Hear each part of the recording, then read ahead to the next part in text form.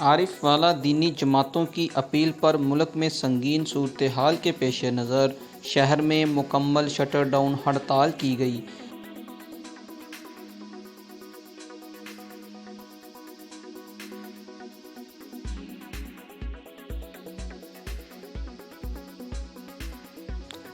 आरिफ वाला में आज 19 अप्रैल को तहरीक लब्बैक से इजहार यकजहती के तौर पर उलमा की कॉल पर आरिफ वाला में भी मुकम्मल शटर डाउन हड़ताल की गई।